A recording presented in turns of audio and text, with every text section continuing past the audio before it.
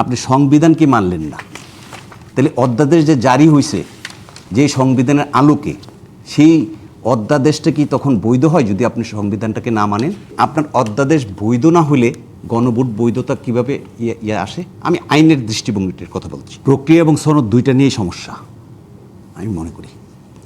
গণভোট বৈধ এটা কখনোই বাতিল হবে না, হবে না, এই যে বক্তব্যগুলো আছে আসলে এইগুলোর সাথে আইনের সম্পর্ক আছে কিনা সেটা ভাবতে হবে। আপনি জুলাই অধ্যাদেশ জারি হয়েছে, কে জারি করেছে? রাষ্ট্রপতি জারি করেছে। রাষ্ট্রপতি কিসের মূলে জারি করেছে? রাষ্ট্রপতি সংবিধানের 42 অনুচ্ছেদ অনুসারে অধ্যাদেশ জারি করছে।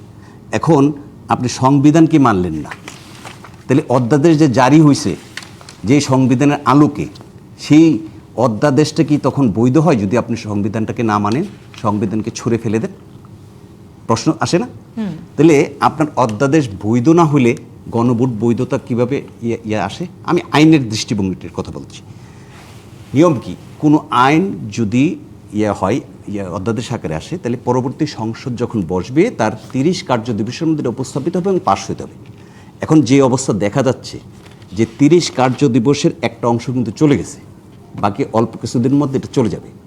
এর মধ্যে যদি জুলাই সনদ পরিপূর্ণভাবে আপনি পাশ করতে চান, 30 কার্য দিবস না হয়, তাহলে অধ্যাদেশ বর্তমান সংবিধান বহাল থাকলে এটা তো একটা সময়ের পরে এমনি আইন হিসেবে আর গণ্য হবে না। যদি 30 আবার যারা আসলে বারবার দাবি করছে এই সংবিধান তারা মানেন না, বা যারা বলেছেন এর আগে যে আপনি সংবিধান মানেন না, কিন্তু জুলাইয়ের যে অধ্যাদেশ আইন আকারে আনলেন সেটা তো সংবিধানের আন্ডারে আনলেন।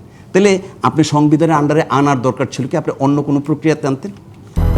200-র বেশি সার্ভিস ও ফিচারে লেনদেনের সব বিকাশ অ্যাপে সম্ভব। আপনি রাষ্ট্রপতি যে অধ্যাদেশ জারি করলেন, আপনি তো এখন রাষ্ট্রপতিকে মানেন না। এই বিতর্কগুলো অনেক প্রকারিত। তো রাষ্ট্রপতির মধ্য দিয়ে তো অধ্যাদেশটা জারি হয়েছে, আইন আকারে এসছে। তাহলে এই অধ্যাদেশটা রাষ্ট্রপতিকে সংবিধানের বাইরে গিয়ে জারি করার কোনো পথ আছে, এখতিয়ার আছে? উনি তো সংবিধানের মধ্যে আসছে। আসলে এইটা একটা, আমি মনে করি যে পিকুলিয়ার একটা আলোচনা, যে আমি সংবিধান মানি না কিন্তু অধ্যাদেশকে বাস্তবায়ন করে দিচ্ছি। আর ওই জুলাই অধ্যাদেশটা আবার সংবিধানের মধ্য দিয়ে এসছে।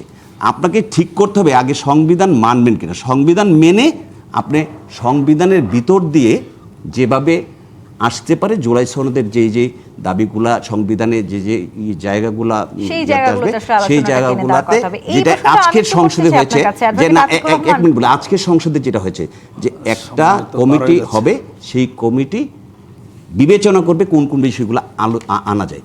এটা আমার মনে হয় যে একটা যৌক্তিক জায়গায় আসতে